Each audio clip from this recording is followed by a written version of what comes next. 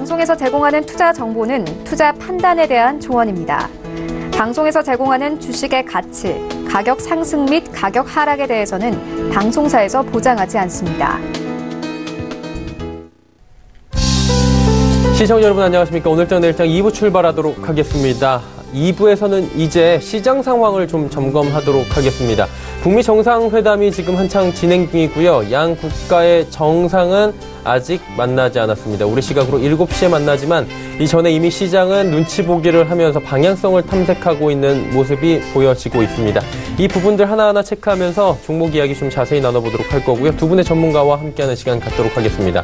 종목 상담도 함께 이어갑니다. 100원의 정보 이용료 부과되는 샵 0082번을 통해서 궁금하신 종목 있으신 분들은 바로 보내주시면 되겠습니다. 또 저희 서울경제TV는 유튜브 채널을 통해서도 실시간으로 함께 하실 수가 있습니다. 검색창에 유튜브 검색창에 하단과 같이 서울경제TV 검색하시면 다양한 다시보기 채널들과 함께 제일 상단에 실시간 스트리밍 채널이 함께합니다. 이 부분을 클릭하고 들어오시면 TV 채널과 동일하게 시청을 하실 수가 있고요. 하단 댓글창을 통해서 여러 가지 의견도 남겨주시고 상담도 이어갈 수 있으니까요. 유튜브 채널도 많이 이용해 주시길 바랍니다. 시황 잠시 짚어보도록 하겠습니다. 시황 상황 보시면 2234포인트대입니다. 상승폭이 조금 더 커졌습니다. 하지만 큰 폭의 상승은 여전히 없고요. 하루간의 흐름 좀 정리하겠습니다. 보시면 2335에서 2228 위아래 포인트 7포인트밖에 움직임이 없습니다. 현재 오늘 장중 고점 부근까지 다시 올라와 있긴 합니다. 수급 주체 확인해 보도록 하죠. 기관만 삽니다. 933억 원. 금융투자 쪽에서 그리고 연기금 쪽에서 강하게 매수가 들어오고요. 투시는 또 대량을 팔고 있습니다. 외국인 581억 원 매도, 개인도 500억 원 매도 포지션 잡습니다. 다음을 살펴보도록 하죠. 코스닥은 750포인트 회복했습니다. 3포인트, 3.73포인트 상승하네요. 하루간의 흐름 정리합니다. 747부터 750까지 움직이고 있고요. 역시나 코스닥도 변동폭이 위아래로 크지 않은 상황입니다. 다음 살펴보도록 하죠. 외국인 개인 동반 매수하고요. 기관 팝니다. 기관은 415억 원 현재 팔고 있는데 금융투자만 사고 나머지 주체들은 모두 팝니다. 다음 살펴보도록 하죠. 원달러 환율의 흐름입니다. 1117원 70전에 거래되는데 1원도 채 움직임이 없는 상황입니다. 금일 본 방송에서 제공해드리는 정보는 투자 판단에 대한 조언일 뿐입니다. 해당 주식의 가치와 수익률 보장해드리지 않는다는 점 참고해 주시길 바랍니다. 마감 전략 이어갑니다. 유한타증권 역삼지점의 정밀한 팀장입니다. 안녕하십니까? 네, 안녕하세요. 예, 오늘 시장 상황 변동폭도 크진 않지만 그래도 꾸준하게 올라오고 있는데요. 점검 한번 부탁드리고요. 마감 전략까지 함께 들어볼까요? 네, 먼저 28일 2차 북미 정상회담을 앞두고 아무래도 남북 경협주에 대한 관심이 좀 고조가 되고 있고요. 이제 미국과 중국과의 관계 개선에 대해서 이제 긍정적인 전망이 좀 더해지면서 전반적으로 주식시장이 이제 활기와 자금이 들어오고 있다라고 보여집니다. 하지만 이제 아직까지는 눈치 보기 장세가 좀 진정되면서 큰 상승세라기보다는 2200선 탈환 이후 코스피 지수로 2200선 탈환 이후 점진적인 상승을 보이고 있다라고 보여집니다. 본격적으로 자금이 투입되고 있지는 않은 상황이라고 좀 생각이 되는데요. 아무래도 이제 기대감이 끌어올린 수준은 조정 부분을 메꾼 수준으로 아직까지는 한국 주식시장이 저평가 매력도가 있다라는 좀 어느 정도 전망 드리고 싶습니다. 코스피는 오늘 오전장에 이제 개인과 기관 쌍크리 매수에서 외국인 매도였는데 현재는 개인과 외인만이 매도를 하고 있고 기관만이 사고 있는 상황입니다. 아무래도 악의상으로 이제 삼성출판사가 저작권 소송에도 이제 강한 상승세를 보였고 오후장 들어가면서 다소 어느 정도 진정이 된 상황을 보이고 있습니다. 이 외에도 이제 전반적으로 강세 업종으로는 운수 장비업, 종이 목재업, 통신업이 보이고요. 약세 업종으로는 운수 창고업, 철강 금속업, 건설업이 보입니다.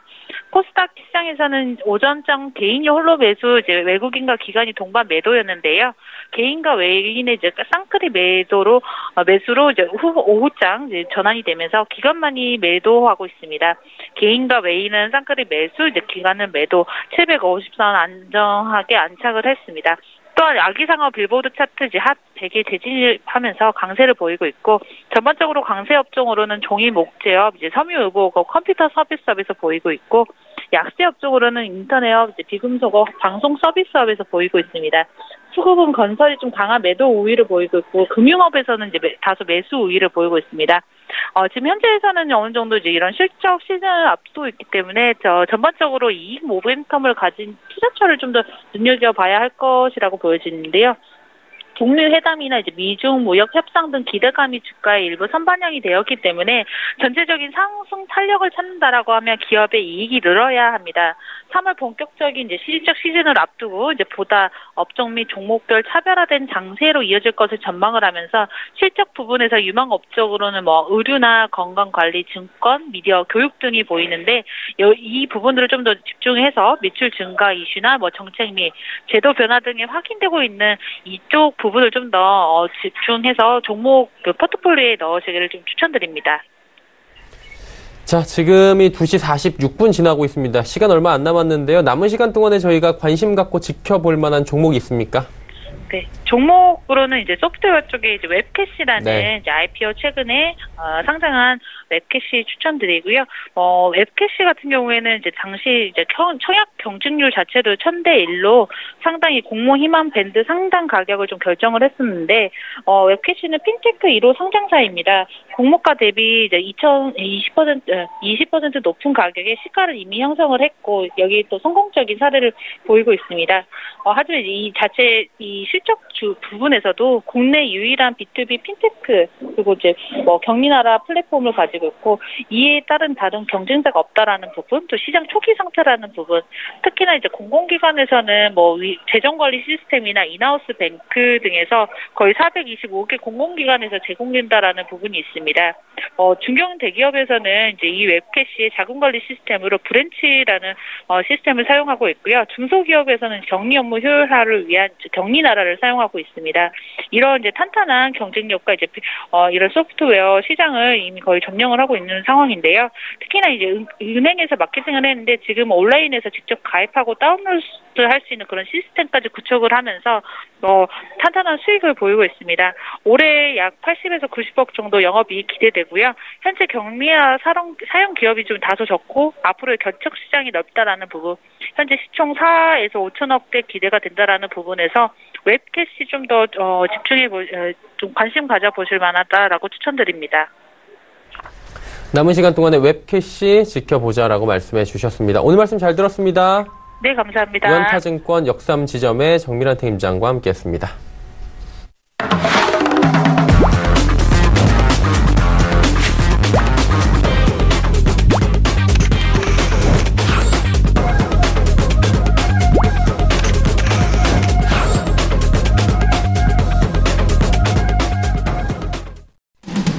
오늘편 일장 2부 함께하고 계십니다. 이제 두 분의 전문가와 함께 오늘 시장에 대한 종목 이야기 자세히 나눠보도록 하겠습니다. 함께하시는 분들 바로 소개해드립니다.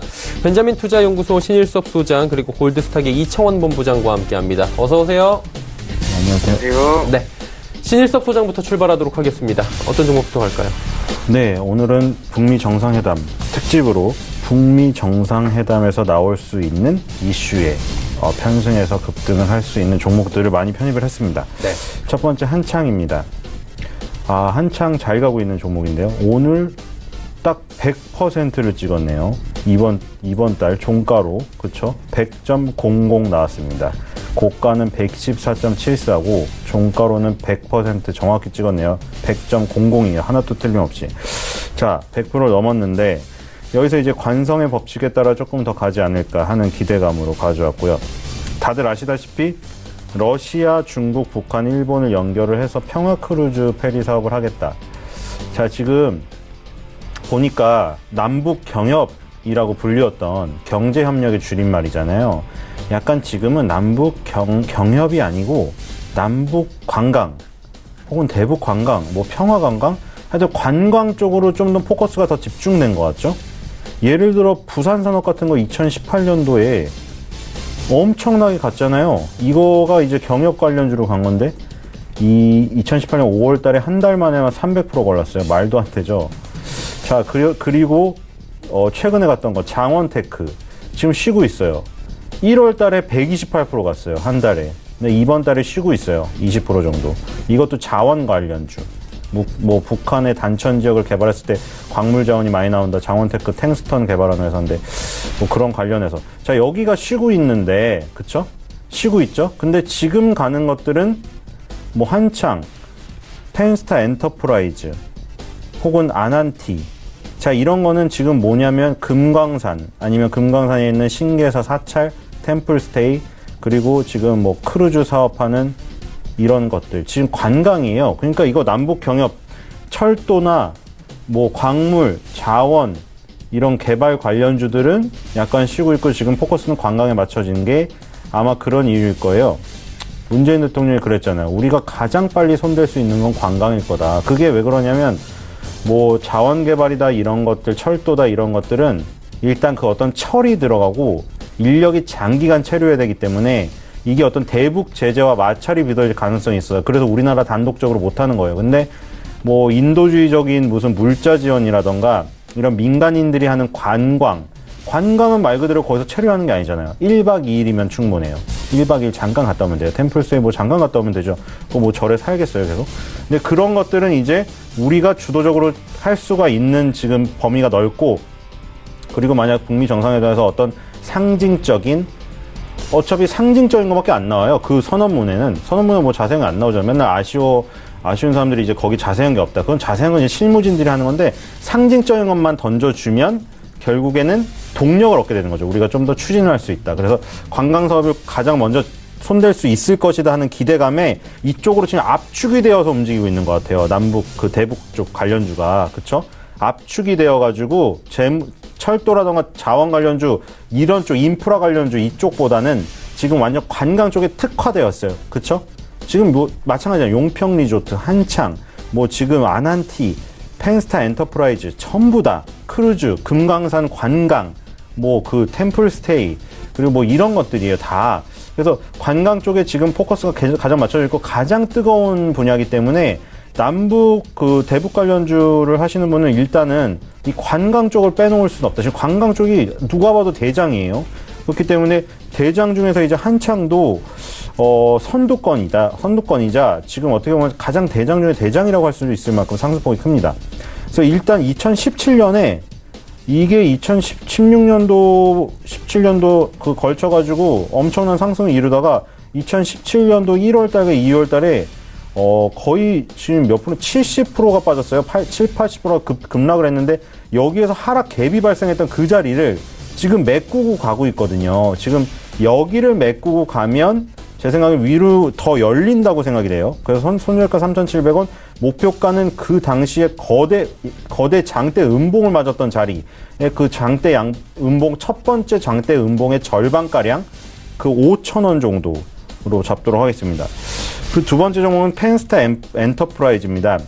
자, 펜스타 엔터프라이즈 그 사이트에 들어가 보시면 오사카 크루즈 여행 막 모집하고 있어요. 그쵸?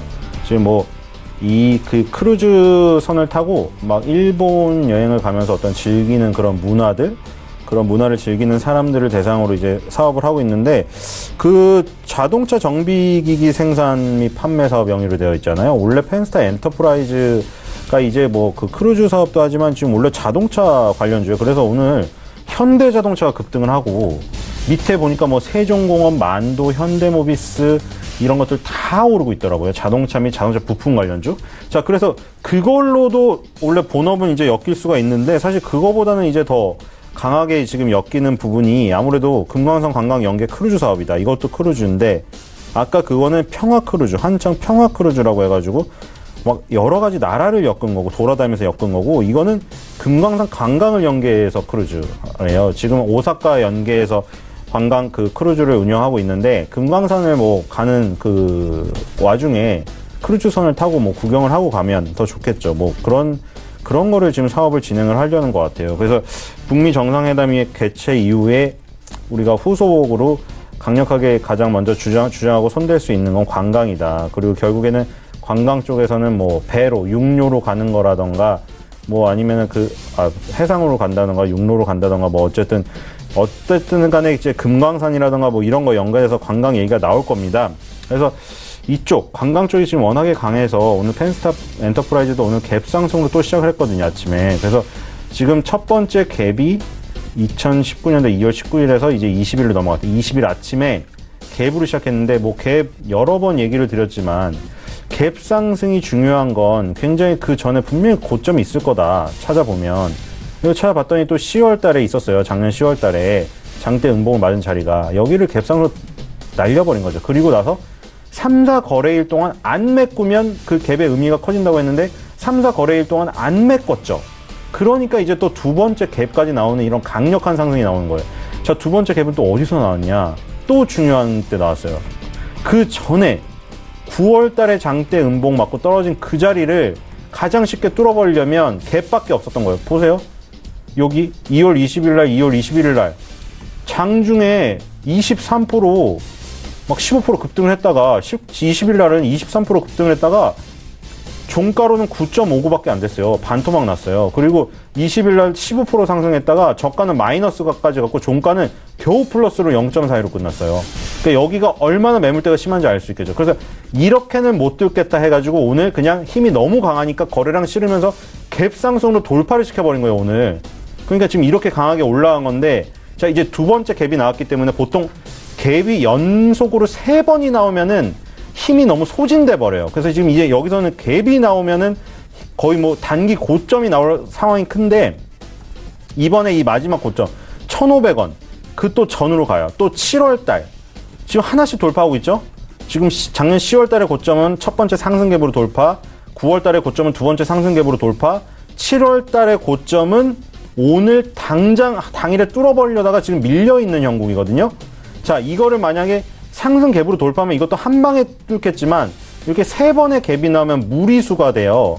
그래서 지금 이 부분은 살살살살 두들기면서 돌파를 할 가능성이 지금 커 보여요. 오늘 만약에 종가로 이거를 만약에 마무리를 하고 넘어서 끝낸다면 가장 좋은데, 지금은 장 막판으로 가는 와중에 이 정도 밀렸으면 다시 올리기에는 굉장히 좀 손바뀜이 아마 많이 일어날 거야 됩니다. 왜냐면 많이 지금 거래에 많이 붙었고 많은 사람들이 지금 붙어 있기 때문에 단기적으로 지금 나가고 싶은 사람들이 많아요. 아침부터 굉장히 뭐 불안했거든요. 그렇기 때문에 지금은 좀 늦은 것 같고요.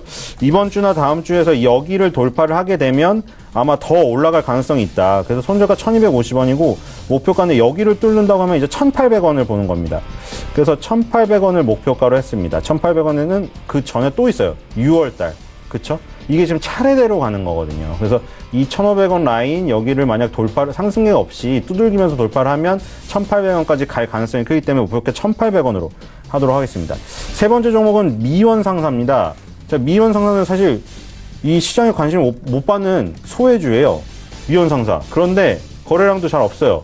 거래량 없으니까 차트가 이래요. 털이 많이 달려요. 근데 이거 보세요. 2002년도에 6,000원짜리였어요. 지금 30만원 가까이 갔거든요. 이거 보세요. 정말 꾸준히 가죠. 장기 보유의 어떤 대명사. 물론 지나고 얘기해서 맞는 걸 수도 있습니다. 그쵸? 결과론이니까. 근데 이 회사는 지금 일단 화학 업황에 속해 있어요. 화학업종들의 주가는 정말 장기적으로 초상승세입니다. 다. 롯데케미칼, LG화학, 뭐 국도화학, 뭐 KCC 이런 거 장기적으로 계속 올라요. 우리의 그 모든 삶에 화학 제품이 들어있기 때문에 범용적으로 쓰이거든요. 근데 이 화학업종이 일단 굉장히 안정적이에요. 계속 소모를 하고 평생 써나가고 물가가 오르고 유가가 오르고 당연히 화학 제품 가격은 오르는 거라 기본이 바탕이 되어 있어요. 그리고 화학업종은 특히 그 자기가 구축한 그 사업에 업력이 오래됐고 그 업체의 구도가 형성이 되었기 때문에 진입장벽이 일단 높아요. 왜냐하면 엄청 큰 공장을 갖고 있어야 되는데 하루아침에 공장을 지어서 그걸 들어올 수가 없기 때문에. 그래서 이제 너무나 안정적인데 거기서 플러스 알파로 뭐 LG와 같이 뭐 배터리가 들어오면 또 플러스 알파가 되곤 하죠. 근데 이제 기본적으로 굉장히 안정적인데 이거는 계면 활성제를 만드는, 우리 어디 뭐 세정제 많이 들어봤죠? 계면 활성제. 그 자외선 안정제, 산화방지제, 고무첨가제. 자, 이거 다 소모품이고 계속 쓰이는 너무나 그 안정적인 거예요. 계면 활성제가 65.1%를 차지하고 있습니다. 근데 최근에 미국의 피델리티 자산운용사죠. 이게 5%가 넘으면 공시를 해야 돼요. 그래서 5.01%를 갖고 있다고 공시를 했어요. 지금 경영 참여의 목표는 없고 그냥 단순 지분이라고 얘기를 했어요. 근데 피델리티 같은 회사가 5% 지분 공시하고 이런 거를 단기로 팔려고 하진 않거든요. 피델리티나 자산운용 그런 회사들은 장기 보유하겠다는 얘기예요. 그러니까 그런 장기 보유 세력이 그냥 갖고 꾸준히 오르는 업체. 그리고 지금 그 25만 원이라는 선을 2015년부터 15, 16, 17, 18 계속 거기를 못 뚫다가 이번 연도 2월 달에 지금 강력하게 뚫고 있습니다. 그쵸? 그럼 이러면 또 시작이에요. 또 시작. 25만 원을 바닥으로 해서 다시 시작이에요. 이거 다시 이런 모습이 나올 거예요. 2009년에서 2011, 2012에서 2013 이런 모습이 또 나올 가능성이 큽니다. 그러니까 이거는 그냥 장기적으로 계속 계단이 상승 계속. 그러니까 지금 이 미원 상사가 굉장히 소외주인데 이 소외주 스타일 그냥 안정적으로 이런 거 시장에 뭐 시끄러운 거 잡으면 다 싫고 이런 스타일 좋다고 하면 미원 상사 이런 거 소외주 고르시면 될 것 같아요. 그리고 그 네 번째 종목은 아난티입니다. 종목 목표가 말씀 안 드렸죠. 손절가 28만 원, 목표가 33만 원입니다. 네 번째 종목은 아난티입니다. 자, 아난티가 급등을 많이 했는데 자, 장 초반에 분명히 마이너스였는데 다시 또 살아납니다. 이게 끝이 없어요, 지금. 지금 아난티가 다시 살아나는데 자, 맨 먼저 스타트를 끊었던 종목이에요. 그 금강산 관광 관련해서. 남북 경협주가 움직일 때 다른 거 뭐 인프라 관련주가 많이 있었는데 아난티는 관광 레저로 간 거예요. 근데 이게 뭐 짐 로저스 씨가 사회 이사로 지금 들어오면서 더 부각이 됐는데 발언이 끊이질 않을 거예요. 계속 얘기를 하거든요. 근데 짐 로저스가 얘기를 했기 때문에 언론이 받아 쓰는 거예요. 왜냐면 상품 선물의 대가니까. 아무나 받아 적어주진 않죠. 우리가 집안에서 맨날 백날 아난티 뭐 북한 관심 있다 떠들어봐요. 누가 써주나. 근데 짐 로저스라는 사람이 떠들고 있기 때문에 그게 굉장히 힘을 얻는 거고 계속 떠들 것 같아요. 그 사람의 성향상. 제 생각에 북한을 좋아한다기보다 북한이라는 그 존재가 아마 자기가 투자하는데 굉장히 가치가 있다고 지금 생각을 하는 것 같아요. 판단을. 그렇기 때문에 그런 거를 계속 보이스를 낼 거고 그리고 분명히 금강산 관광 이거는 관광 중에서도 금강산이 지금 1등이에요. 다른 것보다. 계속 얘기가 나올 거기 때문에 아난티는 지금 그런 면에서 너무 유리합니다. 그래서 많이 올랐다는 부담감 빼고는 다른 게 없어요. 지금 3만 원을 다시 점령한다고 하면 3만 원이 또 시작일 수가 있어요. 지금 이게 5일 이동평균선이나 10일 이동평균선이 따라오지도 못할 정도로 지금 너무 빠르게 오르고 있잖아요. 그렇죠? 봉이 지금 붕 떴죠. 근데 이게 이제 5일, 10일이면 쭉쭉 따라올 거 아니에요. 이제 따라오면서 어느 정도 또 붙으면 또 맞고 올라가요. 지금 한 번도 중간에 떨어져서 지지받은 적이 없어요. 그러면 처음 떨어지면 무조건 거의 지지예요. 자율 반등이라도 나와요. 그렇기 때문에 유리할 수밖에 없어요, 지금. 아난티는 급등을 하고 있지만 수익을 고수익을 추구하는 사람들에게는 이건 지금 뛰어들어서 고수익을 또 추구할 수 있는 완전히 놀이터라고 생각이 돼요. 그래서 지금 뭐 그런 놀이터에 잘 적응하시는 분들은 하시면 될 것 같고요. 손절가 27,000원, 목표가 35,000원입니다. 자, 마지막 종목 오로라입니다. 그냥 오늘 지금 그 상어송 원래 처음부터 좀 말이 안 된다고 생각했어, 솔직히. 그거를 소송을 건다는 게 그거 원래 없거든요. 그 저작권이 없어요. 그 옛날에 구전 민요는. 근데 어쨌든 소송 취하를 했다고 해서 지금 다 오르고 있잖아요. 그 관련주들이 토박스 코리아면 뭐 삼성출판사면. 자, 오로라도 지금 상승폭이 좀 줄긴 했지만 지금 이것도 그게 없더라도 제 생각에는 그 상어송 그거 없어도 돼요. 오로라가 지금 더 큰 거는 뭐냐면 물론 그 같이 협업을 하고 있어요. 상어를 가지고. 근데 유우와 친구들 3D 버전이 넷플릭스로 반영이 되는데 이거 넷플릭스로 반영되는 것도 중요한데 오로라는 수직 계열화를 완성했어요. 하림이 수직 계열화 완성해서 농수산업시장에 자기 닭을 양계장에서 파는 거랑 똑같아요. 오로라는 이 3D로 방영을 한 다음에 유우와 친구들 완구로 갖다 팔아요. 3D로 넷플릭스에서 엄청 이제 방영이 많이 되면 애들이 그걸 보면서 저거 다 사달라고 하겠죠. 그럼 바로 가서 오로라 유우와 친구들 완구를 다 사고 유우와 친구들 나오는 교육 책 이런 거 다 사요. 원소스 멀티유즈 바로 어벤져스 이런 거죠. 어벤져스 한번 영화 히트 친 다음에 목걸이 무슨 사탕 뭐 다 갖다 팔잖아요. 한마디로 하나 히트 시켜서 완전히 그거를 다 무슨 갈비뼈까지 안 남기고 다 먹는 거예요. 그러니까 그런 구조가 지금 완성되어 있기 때문에 오로라는 키즈 관련주를 사랑하시는 분들은 꼭 보셔야 할 종목이다. 손절가 10,000원, 목표가 13,000원입니다. 네. 오로라에 대한 이야기까지 남겨주셨습니다. 오늘 시장 상황을 고려해서 종목들을 좀 선정을 해주셨는데 이청원 본부장 바로 만나보도록 하겠습니다. 어떤 종목부터 볼까요? 예, 첫 번째 종목은 HDC입니다. 동사는 HDC 그룹의 지주회사로 36개의 계열사를 보유하고 있습니다. 주요 종속 회사로 현대 EP, 아이서비스, IN커스 등을 보유하고 있고 종합부동산업, 자산관리와 첨단 신소재 등 다각화된 사업 포트폴리오를 보유하고 있는 상황입니다. 대표적인 종속회사 3가지를 살펴보려고 하는데 첫째는 동사가 87.1%의 지분을 보유하고 있는 HDC 아이파크몰입니다. 해당 회사는 16년 말에 시작한 증축 공사를 지난해 여름 완료를 했고 증축에 따른 수익이 올해부터 본격적으로 반영될 예정으로 보입니다. 둘째는 동사가 50%의 지분을 보유하고 있는 HDC 신라 면세점입니다. 현재 재판매를 중심으로 중국인 관광객 수요가 회복됨에 따라 성장 중에 있고요. 최근 들어서 딸공 규제가 소폭 완화됨에 따라 소비력이 커진 것이 결국 우호적인 경영 환경을 만들어줬다고 할 수가 있습니다.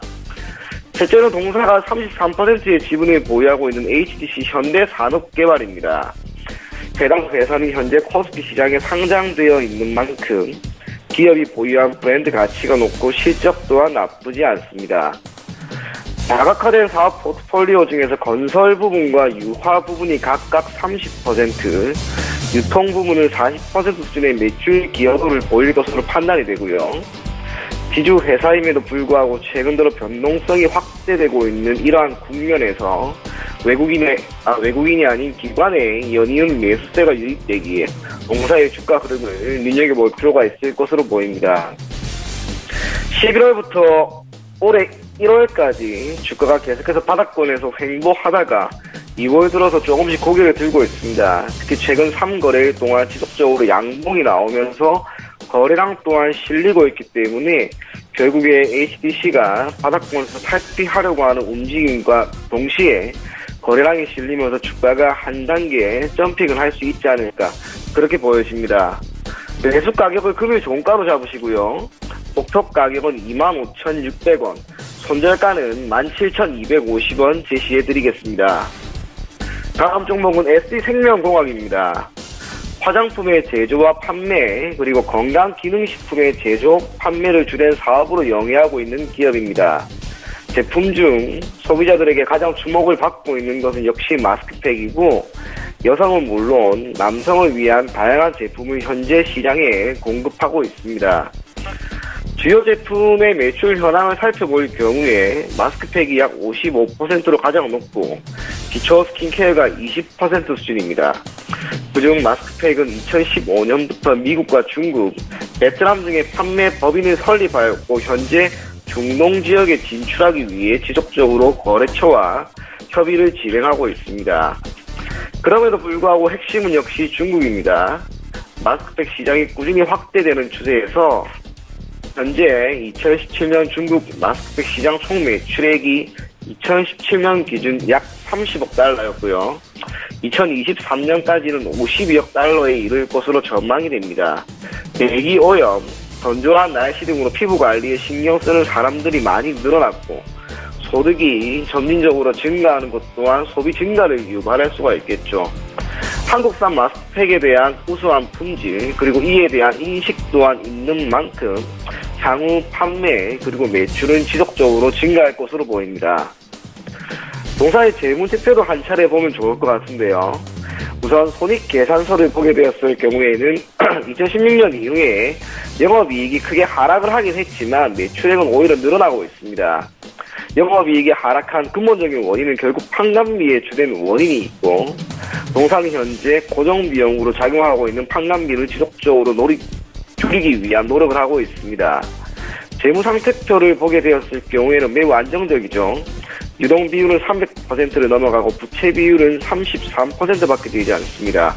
유보율도 자본금 대비 약 900%에 달하는 만큼 매우 안정적이라는 것. 결국 손익계산서상에 나타나는 판관비의 감소가 장기적인 관점에서 영업이익은 물론이고 단기순이익이 크게 증가할 수 있는 근본적인 요인으로 작용하지 않을까 그런 판단이 됩니다. 매수 가격은 금일 종가 하면 좋을 것 같고요. 목표 가격은 우선은 짧게 12,650원, 손절 가격은 9,120원 제시해드리겠습니다.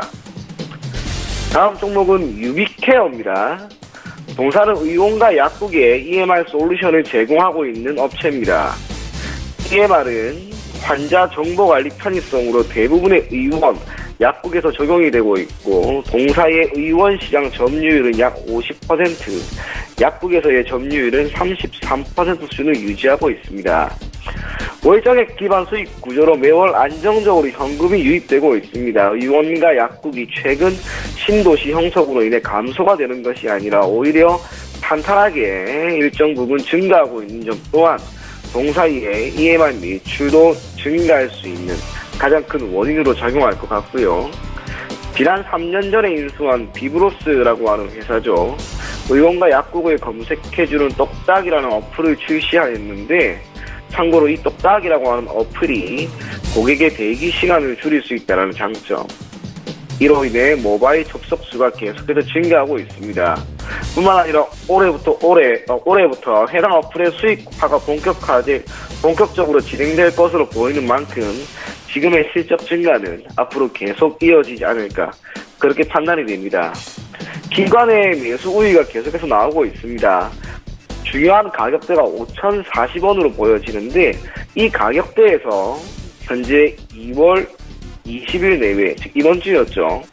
몇 차례 맞고 떨어지는 모습이 나오지만 떨어지는 폭이 크지 않습니다. 결국 이 가격대를 돌파하면 저는 시세가 매우 크게 나올 것으로 보여집니다.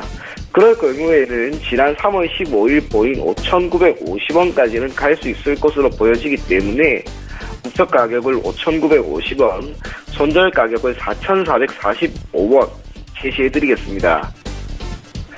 다음 종목은 자화전자입니다. 각종 전자제품의 구동 모터를 제조하고 판매하고 있는 전자부품 제조업체입니다. 핵심은 카메라 부분입니다. 특히 국내 전략권에서는 스마트폰 차별화 전략이 카메라 변화를 판단이 되었고, 동사 같은 경우 프리미엄 모델의 3개의 렌즈가 있는 트리플 카메라를 제공하고 있고, 수요 증가에 따른 평균 공급 단가 상승이 나옴에 따라 올해 매출액과 영업이익이 대폭 증가할 것으로 보입니다. 지난해 실적은 좋지 않았습니다. 영업 손실이 77억이 났는데 매출액의 감소, 당기순이익의 적자 전환 또한 나타났습니다. 하지만 올해 매출액은 전년 대비 9% 증가한 4,089억 원, 영업이익은 전년 대비 무려 5,940%나 증가한 340억 수준이 전망된다는 점에서 올 초죠.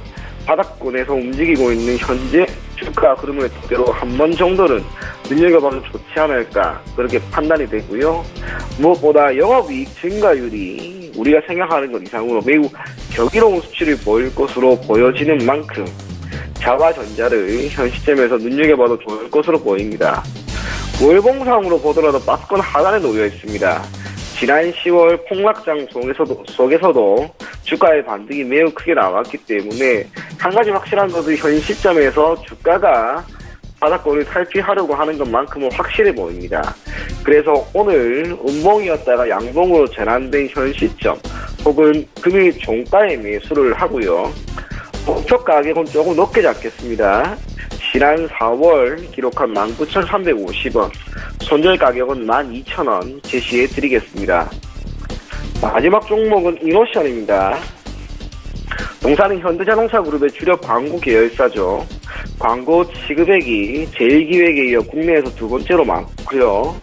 현대차 계열사라고 하는 안정적인 매출처를 보유하고 있다라고 하는 점은 동사의 가장 큰 강점으로 지목되고 있습니다. 지난해 국내 증시가 매우 좋지 않은 상황에서 동사는 10월 기준 52주 신저가를 기록했습니다. 하지만 반등이 매우 강하게 나왔고 저점 대비 35에서 40% 수준의 상승 흐름을 보였습니다. 그래서 지난 10월의 충격은 모두 만회하였다라고 하는 것은 물론이고 상승 추세에서 계속해서 주가가 움직이고 있음을 확인할 수가 있습니다. 탄탄한 자금력과 분기 사상 최대 실적이 지속되고 있습니다. 그럼에도 불구하고 동사의 주가는 여전히 매력적이라고 하는 평가가 이어지고요. 올해 현대차그룹의 지배구조 개편 기대가 신차 사이클이 도래한다는 점과 함께 1분기에는 펠리세이드한 광고 매출, 2분기에는 소나타, 3분기에는 제네시스, 4분기에는 기아차의 소울과 K5 모델 등에 대한 광고가 지속적으로 진행될 것으로 보여집니다. 4분기 기준 영업이익도 전년 동기 대비 38% 증가한 337억 원을 기록하였습니다. 배당 성향이 높지는 않았지만 최근 5년간 지속적으로 증가하는 배당 성향은 결국 주주 환원 정책의 일환이라는 점에서 투자 매력도를 더욱 높인다라고 할 수가 있을 것 같고요. 매수 가격은 금일 종가에 하시면 좋을 것 같습니다. 목표 가격은 우선은 78,900원, 손절 가격은 63,000원 제시해드리겠습니다. 네, 이노션까지 5종목에 대한 이야기 들어봤습니다. 이제 단기 접근했던 종목들 리뷰를 좀 해보도록 할 텐데, 신 소장님 오파스넷 들어갔잖아요. 어땠습니까? 네. 지금 좀 쉬고 있습니다. 다 그래요. RFHIC, 머큐리, 오파스넷. 신규 상장한 지 얼마 안 됐는데 5G 관련주인 것들이 지금 워낙에 그 남북 관광 관련주가 너무 세니까 지금 이쪽이 저기 쪼그라들어 있는 거예요. 근데 또 3월달 이제 되면은 5G 이제 상용화 되면서 뭐 5G 관련 스마트폰 이제 다 삼성에서 나온 거 다 5G 스마트폰이겠지만 나오고 얘기 나오면 또 쉬었다가 그러니까 지금 남북 관광에 늦었다. 아까 제가 뭐 아난티 추천하고 이랬지만 이제 정말 급등했는데 거기서 놀이터를 삼아가지고 더 놀고 싶은 사람, 자신 있는 사람은 거기 하는데 늦었다고 생각하는 사람은 차라리 지금 쉬고 있는 이 5G를 하는 게 나을 것 같아요. 제 생각에는. 그래서 이번 주엔 좀 쉬었지만 오파스는 이 쉬는 게 오히려 그런 분들에게는 지금 타이밍이 될 수 있다. 5G로 분명히 또 시세가 돌아옵니다. 그래서 그런 분들은 지금 좀 접근을 해봐도 괜찮지 않을까 그런 생각이 듭니다. 네. 오파스넷 지금은 뭐 섹터 자체가 좀 쉬고 있다 말씀해 주셨는데 오늘은 어떤 종목이 그렇다면 좀 움직입니까? 네, 오늘은 오로라입니다. 네. 자, 이제 유우와 친구들. 우리가 뭐 오로라를 그 자꾸 이 엮였잖아요. 뭐 토박스 코리아는 상어 가족 그 뭐 관련해서 뭐 제품 만들고 오로라도 인형 만들고. 근데 오로라는 사실 핑크퐁은 누구 거예요? 삼성출판사 밑에 스마트 스터디 거고 오로라도 되게 강력한 걸 갖고 있어요. 자체 캐릭터를 유우와 친구들 이게 더 강해요. 이거 좋아하는 애들 많거든요. 근데 이게 이제 방영이 될 건데 방영이 되면 아까 말한 대로 어벤져스 보세요. 한번 방영되면 어떻게 돼요? 엄마 나 아이언맨 피규어 사줘. 헐크 시계 사줘. 뭐 그 캡틴 아메리카 방패 사줘. 그리고 막 그 비싼 무슨 그거 오디오 막 난리잖아요. 그 효과가 있다니까요. 그리고 오로라가 이제 넷플릭스로 반영돼서 뭐 전 세계적으로 인기를 얻고 이런 거 자체도 일단 유아 친구들 그 캐릭터의 가치를 띄우는 거고 그런 부분이 이제 가시화되면 얘 한번 레벨업 된다고 생각합니다. 지금 오로라 지금 4년 동안 쉬고 있으면서 가격대가 11,000원에서 16,000원 크게 봐도 요 정도 급이잖아요. 지금 레벨업이 일어날 것 같아요. 지금 보세요. 2001년도에 상장됐는데 2001년도 최고가가 거기에요. 바로 11,000원. 거기를 매물을 자근자근 밟고 있잖아요. 이거 제 생각에 2009년에서 2014년 이런 모습 있잖아요. 조만간 나옵니다, 지금. 이거 오로라 반드시 키즈 관련주 관심 있는 사람들은 지금 엄청난 물량을 매수하셔야 될 것 같아요. 네, 알겠습니다. 오로라에 대해서 말씀을 해주셨고요. 오늘도 핑크퐁 관련 뭐 얘기가 나오면서 삼성출판사 올라가면서 장대 양봉이 나왔는데 지금 윗골이 달고 조금 빠져있는 상황입니다. 자, 이청원 본부장 이제 만나봅니다. 지난주에 한전기술 말씀해 주셨는데 결과 어땠습니까? 네, 우선은 추천했던 당일날 주가가 5% 넘게 올라가면서 그 다음날과 그 다음 거래일에는 약간의 조정이 나왔습니다. 하지만 오늘 주가가 다시 3.54% 상승하고 있단 말이에요. 잘 올라가던 종목이었죠. 우상향 흐름이 나오다가 일시적으로 눌림이 발생을 했고 오늘 주가가 이를 모두 회복하고 있습니다. 하지만 이 종목 가지고 계신 분들이 있을 건데 여전히 처음에 제시해드렸던 32,000원대까지는 보유해 주실 것을 권해드리겠습니다. 오늘은 어떤 종목이 그렇다면 단기적으로 괜찮아 보이십니까? 예, 저는 자화전자를 해드릴 건데요. 우선은 이 종목 같은 경우에도 14,650원이라고 하는 가격대를 쉽게 돌파하지 못하고 현재 기술적으로 장기 이평선에 눌려 있습니다. 그런데 오늘 장 초반에 흐름이 좋지 않았는데 오후로 가면 갈수록 양봉이 나오는 듯 상승 전환하려고 하는 움직임이 나옵니다. 이게 뜻하는 것은 결국에는 여전히 이 종목이 올라가려고 하는 힘이 있다. 저는 그렇게 받아들여지는 만큼 자화전자 오늘 금일 종가에 매수하시고요. 그리고 목표 가격을 처음에 이야기해드렸던 것처럼 19,350원 그 가격까지는 가지고 가실 것을 권해드리겠습니다. 좋습니다. 자화전자 말씀을 해주셨습니다. 시장 특징을 좀 살펴보도록 하겠습니다. 오늘 아무래도 뭐 특징이 좀 많이 꼽힐 것 같습니다. 어떤 종목이 좀 시장에서 특징적으로 보이십니까? 네, 오늘은 근데 남북 얘기 말고 남아산업을 준비했습니다. 남아산업이 지금 10.1이 급등하고 있는데 자 이게 두 달 정도 기억에서 잊혀졌었습니다. 근데 오늘 다시 기억에서 잊혀지지 않게 만들어주고 있어요. 남아산업이 지금 그 골프장 운영하는 회사였고 신규 상장에서 흐름이 좋았는데 2009년 1월 달부터 쭉 빠져서 지금 지지라인을 붕괴하고 쭉 계속 밀리면서 내려왔단 말이죠. 근데 오늘 드디어 급등을 하면서 이거 다시 이제 한번 튀는 게 아닌가 이런 생각이 들어서 남아산업을 가져왔습니다. 네, 남아산업에 대한 이야기 해주셨고요. 이청원 본부장님 어떤 종목이 좀 특징적으로 보이십니까?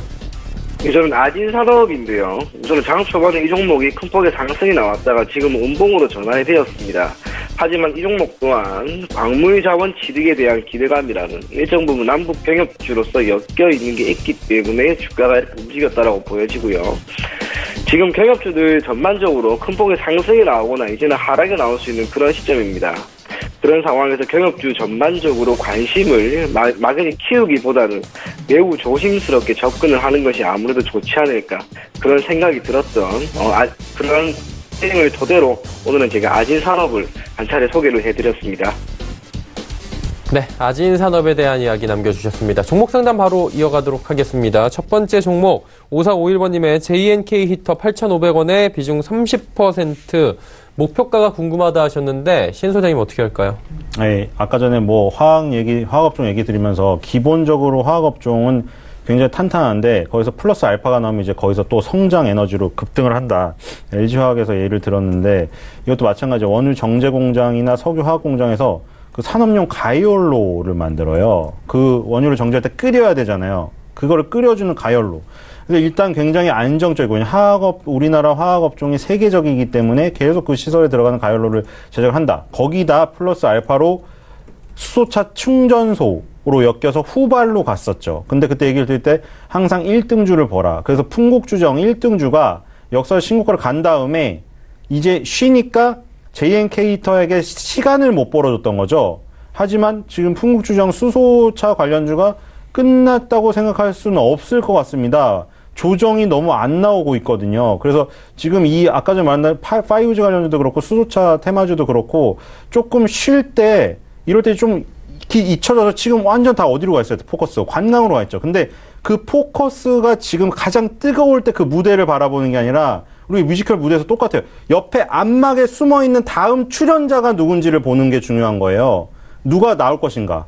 그러니까 누가 나올 것인가 그거를 미리 보고 거기 미리 있어야 스포트라이트가 비칠 때 눈이 안 부신 거죠. 자기는 이미 예측을 하고 있었으니까. 그래서 JNK 히터도 마찬가지로 지금 10,000원의 벽에 막혔지만 그 수소차 테마가 다시 돌아오게 되면 얘는 또 간다. 그래서 일단 목표가를 원하셔서 목표가는 12,000원이 일단 목표가입니다. 왜냐하면 2012년 2월 달에 12,000원에서 무너졌던 그 자리가 지금 10,000원 선을 돌파하고 가면 거기까지 열리기 때문에 일단은 12,000원까지 보도록 하겠고요. 풍국주정에 아마 이제 이격이 이동평선가 줄어들게 되면 다시 재상승을 시작하고 수소차 테마주로 관심이 가면 JNK 히터도 추가 상승이 가능하다고 생각이 듭니다.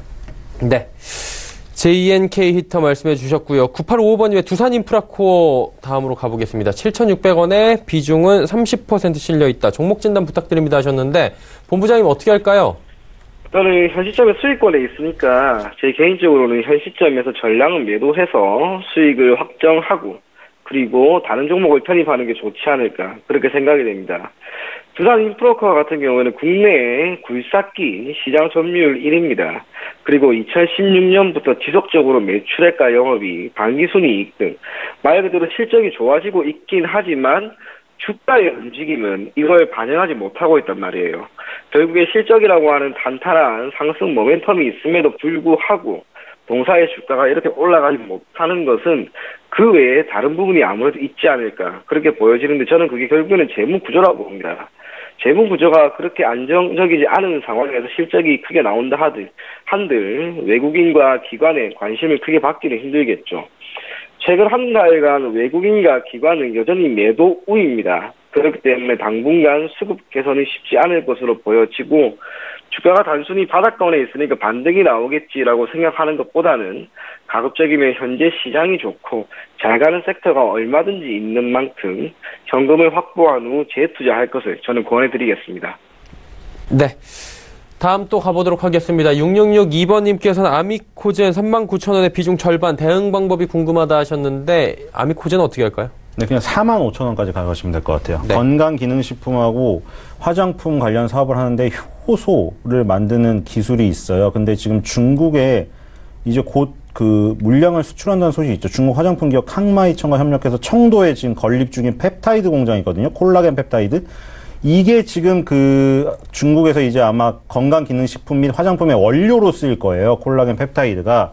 그래서 이런 부분들이 결국에는 그때 말씀드린 아모레퍼시픽이 지금 촉발시킨 화장품 업황의 봄을 예고하는 그 어떤 신호탄, 거기와 지금 딱 맞아떨어져 있거든요. 아미코젠도 그런 면에서 지금 더 풀릴 가능성이 큰 거예요. 지금까지 굉장히 빙하기였거든요.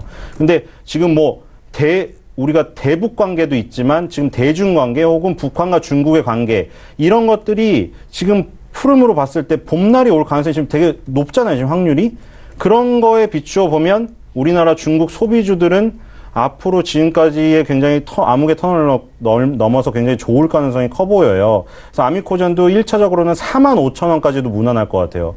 아모레퍼시픽 불어온 그 봄바람을 타고 45,000원까지도 뭐 그 무리가 없고요. 거기서 뭐 반을 실현해서 반만 가져가고 뭐 이런 전략도 좋고, 2015년 6월 달까지의 고점도 뭐 장기적으로는 아미코젠의 어떤 사업의 진척 속도에 따라서 굉장히 그 뭐 도달할 수 있다고 생각이 듭니다.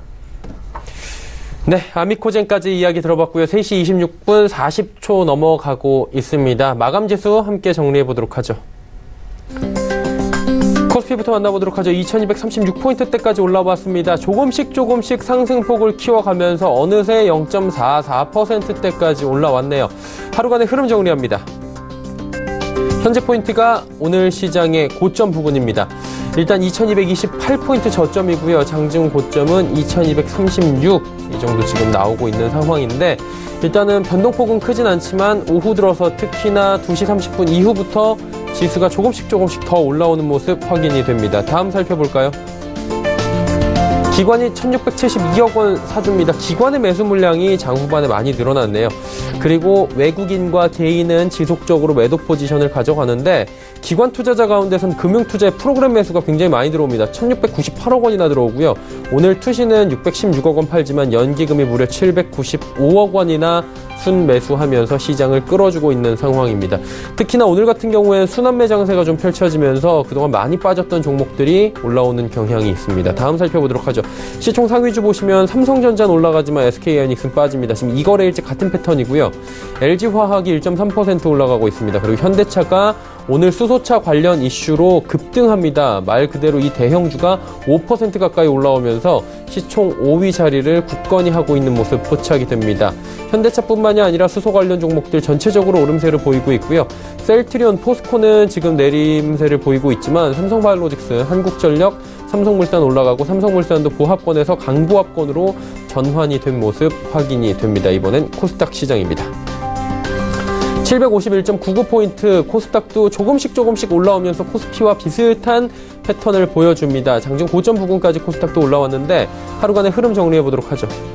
보시면 현재 포인트가 장중 고점이고요. 747, 장 초반에 저점 찍고 꾸준하게 올라오고 있는 모습 포착이 됩니다. 수급 주체 보시면 개인, 외국인이 삽니다. 개인이 98억 원 지금 매수해주고요. 매수 물량 줄었네요.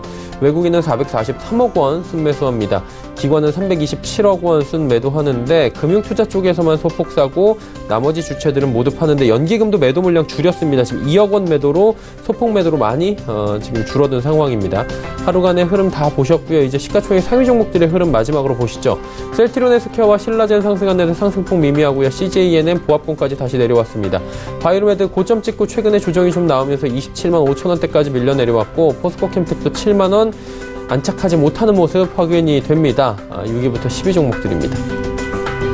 HLB, 메디톡스 그리고 코롱티슈진이 상승 흐름 가져가는 가운데 스튜디오 드래곤이 낙폭을 그래도 좀 줄였네요. 95,900원대까지 지금 조정이 나왔고요.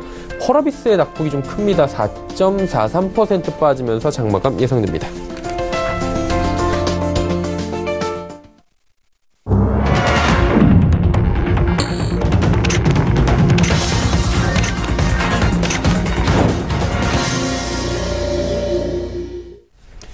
자, 오늘 시장 마감이 됐습니다. 일단은 북한과 미국의 정상이 만나기로 했는데 일단은 뭐 도착을 다 했고요. 정리해드리자면. 하지만 공식적인 만남은 오후 우리 시각으로 7시부터입니다. 그러다 보니 아직까지 어떤 대화가 이어지지 않았고 시장은 눈치 보기 장세 속에서 소폭씩 오름세를 보이고 있었습니다. 시장 상황 정리하도록 하죠. 어떻게 보셨습니까?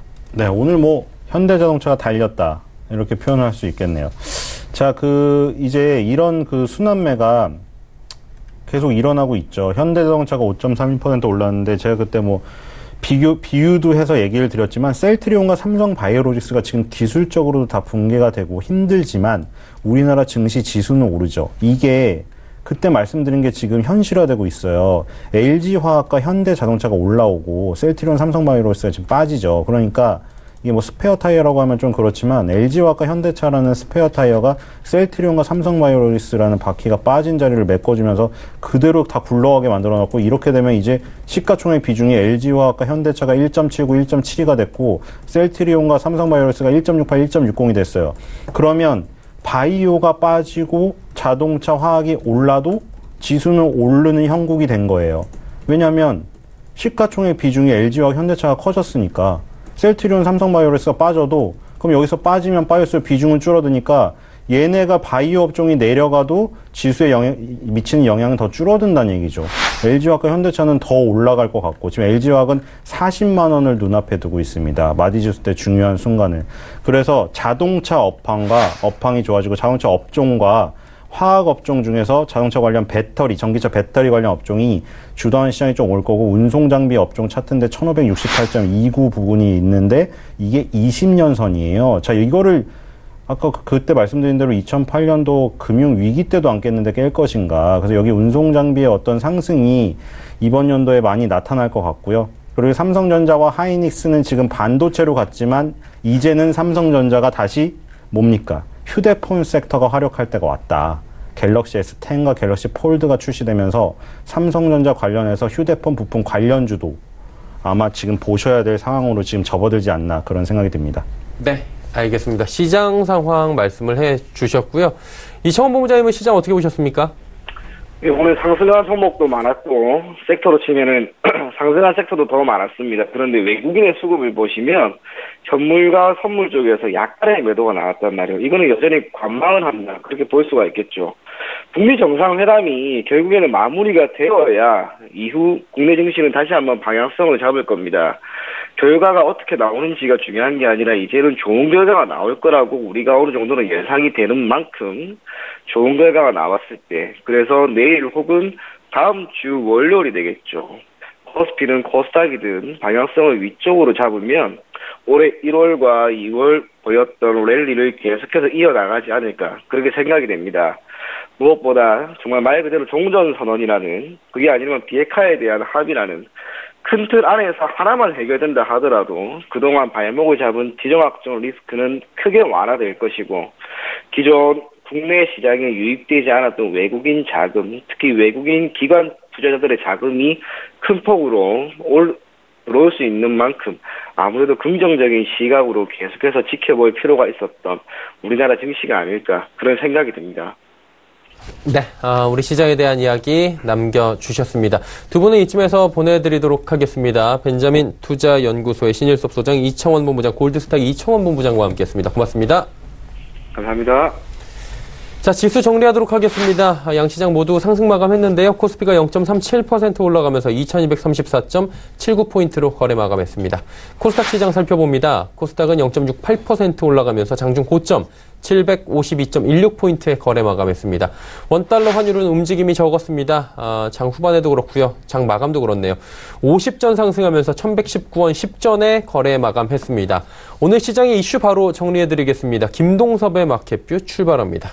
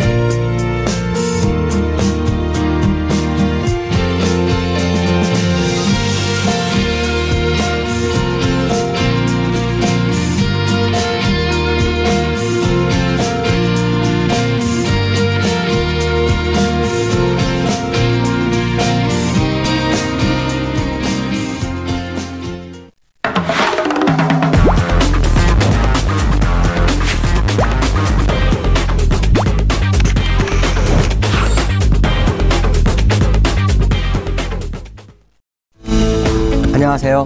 김동섭입니다. 어제 미국장이 약간 흔들리면서 국내장도 흔들릴까 했는데 오히려 국내장은 올랐죠. 오늘 우리나라 오른 것은 아마도 북미 2차 정상회담에 대한 기대감, 자, 지정학적 리스크가 어느 정도 해소되는 거 아니냐라는 기대감이 시장을 이끄는 그런 상황이었다라는 거죠. 자, 중요한 것은 국내 시장이 올라가기 위해서는 시장에 주포가 있어야 되죠. 그런데 오늘의 특징을 보면 사실 주포가 없다라고 봅니다. 지수는 올랐지만 실질적으로 시장을 이끌었던 외국인들은 움직이질 않습니다. 기관들은 오히려 지금 샀지만 기관이 시장의 주포로 역할을 하는 그러한 자리는 아니다라고 판단을 해야 되지 않을까 이렇게 말씀드릴 수 있는데요. 수급의 동향을 한번 볼까요? 수급의 동향을 보면 외국인이 현물 580억 매도합니다. 그리고 제가 가장 중요해 보는 선물 640억 또 매도합니다. 비차익이 매도가 나오는데 프로그램에서 비차익은 외국인에 해당되죠. 근데 이 비차익이 프로그램 매도가 나온 경우가 제 기억으로 한 달 반 동안 거의 없었던 걸로 기억을 합니다. 근데 매도가 나오네요. 자, 이건 시장에 주포가 없다라는 시그널로 받아들여야 되지 않나 이렇게 보여주고 있고요. 국내 시장 같은 경우에는 금융투자업자하고 연기금에서 매수를 하면서 다른 기관의 매도를 받아주면서 매수 우위로 끝나는 모습. 그래서 일단 시장은 올라왔지만 이걸 100% 확인하기 위해서는 외국인의 선물 귀환이 꼭 필요하다. 그것도 어설픈 선물의 귀환은 안 되죠. 어저께 막판에 700억 정도 매수를 하면서 동시호가 끝나고 난 다음에 700억 플러스가 됐지만 실질적으로 시장에서 매수해야 될 금액은 6천억 이상은 들어와야 됩니다. 최소. 그것도 단기간에 2, 3월에 들어와야 그들의 시장의 방향성에 대한 의지를 확인할 수 있다라는 생각을 해봐야 될 것 같고요. 항상 주식 투자는 누군가의 의지를 확인하면 그 방향성을 보게 되는데 일반적으로 그 의지가 확인됐을 때 시장에는 확실한 이슈가 있어야 됩니다. 근데 그 이슈가 없는 것이 좀 안타깝다라고 봐야 될 것 같습니다. 포지션 상황으로 한번 좀 볼까 합니다. 이번 달에 제가 거의 말일 돼서 보여드리는데요. 지금 모습을 보시면 누적으로 보면 295 정도까지가 기관이 열어놨고요. 외국인은 295까지는 열질 않았습니다. 밑으로 매도고요. 그게 돌파됐을 때 해지성 물량이 좀 들어와 있다라는 거. 그렇다면 지금 제가 기술적 분석을 말씀드렸던 여러 가지 상황을 봤을 때 지금 이 자리가 상당히 싸움을 벌이고 있는 그런 자리가 진행되는 것으로 좀 확인을 해야 될 것 같고요. 오늘 국내장 올랐죠. 외국인 해외 아시아 시장을 보니까 니케이를 제외하고는 거의 다 하락 구조로 가고 있습니다. 심천도 1.4% 빠졌고요. 상해도 오늘 장중하되 0.96% 정도 올랐었는데 마이너스로 돌변하는 모습이죠. 이것이 이제 우리나라 시장에 막판에 영향을 미치지 않았지만 내일장에는 영향을 미칠 수 있다 정도로 해석을 해봐야 될 것 같습니다. 자, 글로벌 이슈에 대해서 보도록 하죠. 자, 글로벌 이슈를 보면요. 미국 시장이 키포인트인데 미국 시장이 제가 아마 이 얘기를 했을 거예요. 비석형 캔들이 일본과 주봉에 나왔다. 아마 그 얘기를 해드렸죠. 그러고 난 다음에 하루가 지난 오늘 새벽에 미국에서 지표가 2개가 나왔어요. 근데 주택 지표가 상당히 부진한 상황이었고요. 그래서 주가가 좀 빠졌는데 또 반등이 들어왔습니다. 반등은 소비 지표가 좋아진 개선된 모습이 나와서 하락폭을 줄였죠. 결국 미국 내에서도 지표가 엇갈리고 있다 정도로 해석을 해볼 가능성이 있고요. 중요한 것은 북미 정상회담을 진행하는 과정인데 시장의 기대치가 전혀 반영이 안 되고 있다. 이것 또한 신기하죠.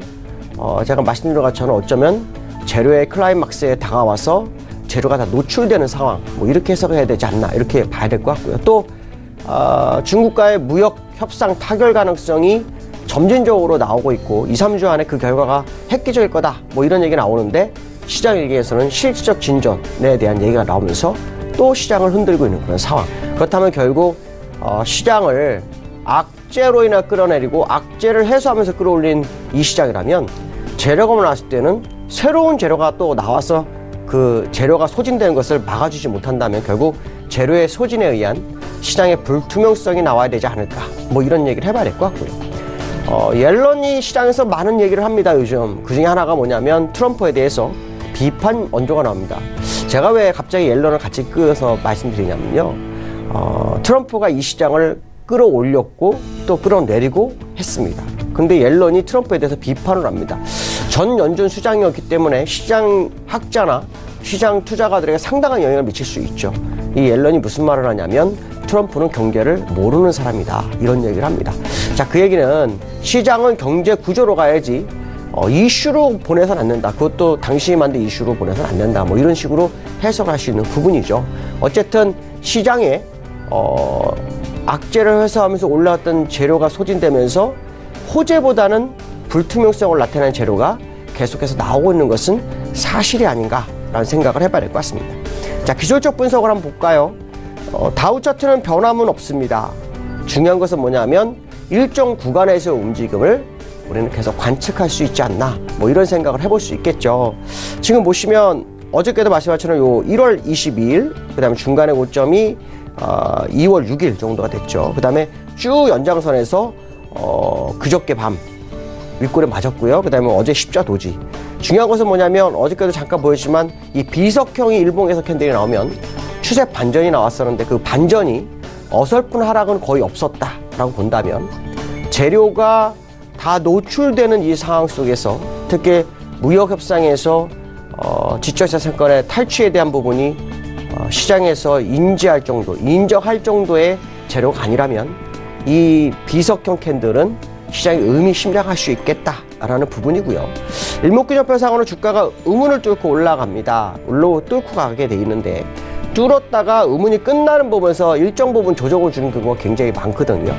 어쩌면 그러한 선상에 있을 수 있다라는 생각을 한 번쯤 해봐야 될 것 같고요. 자, 월봉상으로는 여전히 그대로입니다. 다만 제가 선 하나 더 그어놨는데 요 후행 스팬상으로 본다면 시장의 진짜 최대 목표치는 3봉이 나오는 자리 26,680 정도, 26,680 정도가 나옵니다. 그러니까 만약에 올라서도 그 이상 가기가 쉽지만 않을 수 있겠다라 생각하고 그것이 돌파된다면 나오시는 거가 요 연장선에 지난번 고점보다 약간 높은 정도의 선이 될 수 있습니다. 중요한 것은 저점까지 조정을 주고 올라온 그 지점이 굉장히 많이 올라왔는데 깊은 계곡을 만들면서 큰 봉우리를 만들고 있는데 목표치가 거의 다 와가고 있는 그런 상황 속에서의 재료 노출은 시장에 상당히 부담을 줄 수 있다 정도 해석해야 될 것 같습니다. 자, 두 번째 이슈에 대해서 보도록 하죠. 두 번째 이슈는요, 중국에 대해서 얘기할까 합니다. 블룸버그가요, 중국 경기가 반등 조짐이 있다라는 얘기를 합니다. 블룸버그가 경기 종합 보고서를 통해서 중국에 대한 얘기를 좀 합니다. 근데 저는 좀 이해할 수 없는 게 있습니다. 뭐가 이해할 수 없냐면 지금 미국과 무역전쟁을 하면서 관세를 먹어가면서 시장 대응을 해서 중국 내의 사채 시장이 디폴트 가능성이 나오고 있는 그런 상황 속에서 경기가 반등을 한다? 이걸 믿어야 될까 해야 되는 생각을 좀 해봤습니다. 근데 이 얘기가 나온 시점이요, 지금 보시면 아시겠지만 기술적으로 상당히 많이 올렸습니다. 이번 2월 달에만요 15% 정도 올렸습니다. 15%를 올려놓고 그 시점에서 블룸버그가 갑자기 저런 이슈를 탕 터뜨립니다.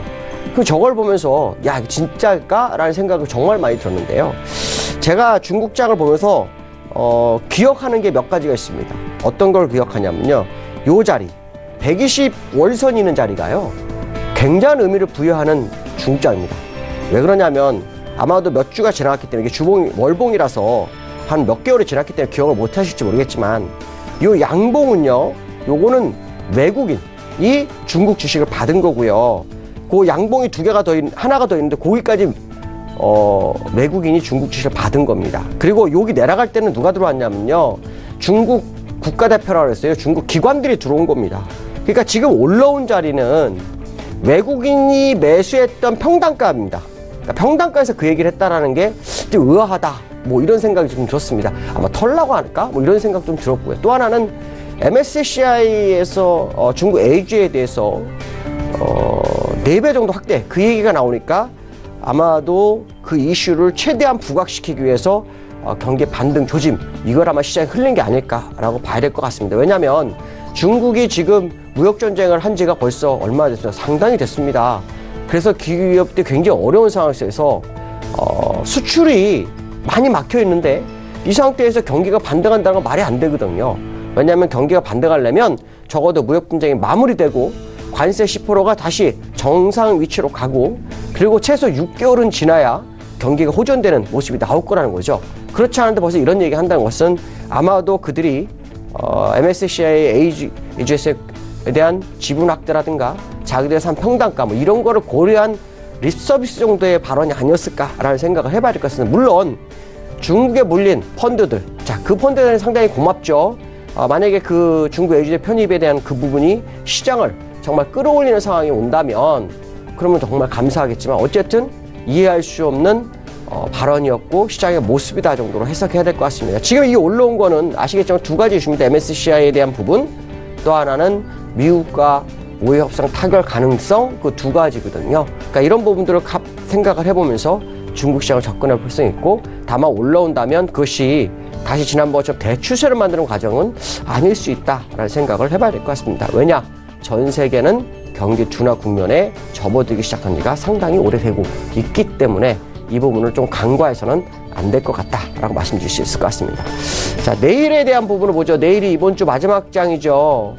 제가 2236포인트 돌파 시도 이렇게 했는데 사실은 2236포인트를 며칠 전부터 얘기를 했죠. 이게 돌파가 돼야만이 진짜다라는 얘기를 했는데 오늘도 장중화 때 2237포인트까지 가다 또 밀렸습니다. 어저께도 2235.70, 그 다음에 그 전날은 2241까지 갔다가 내려왔고요. 전부 그 선을 종가상 돌파 못합니다. 오늘도 2234에서 마감을 했죠. 재미난 것은 제가 아까 앞에서 말씀드린 것처럼 어느 공간에 갇혀있다 뭐 이런 표현을 잠깐 써드렸죠. 지금 기술적으로 한번 볼까요? 기술적으로 보면 그 공간에 갇혀 있습니다. 첫 번째 후행 스팬이 이렇게 연장선을 그어놔서 돌파가 되면 2300을 보죠. 자, 돌파의 가장 중요한 자리 2236포인트가 종가상 돌파가 됐는지가 굉장히 중요하죠.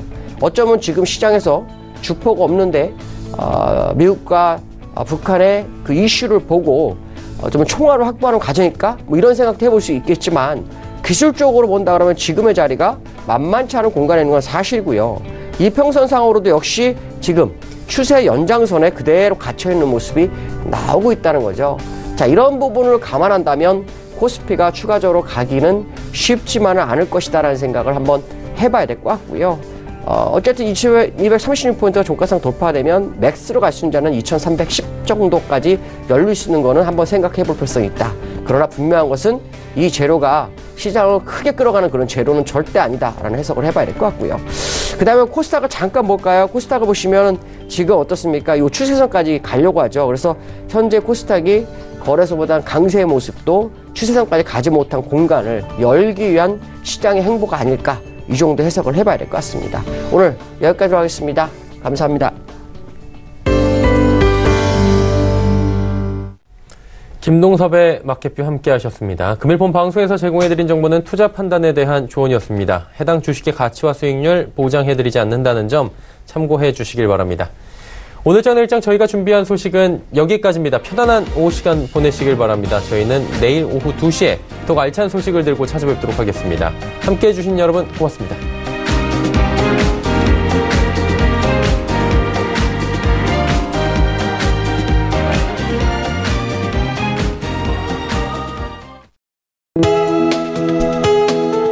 본 방송에서 제공하는 투자 정보는 투자 판단에 대한 조언입니다. 방송에서 제공하는 주식의 가치, 가격 상승 및 가격 하락에 대해서는 방송사에서 보장하지 않습니다.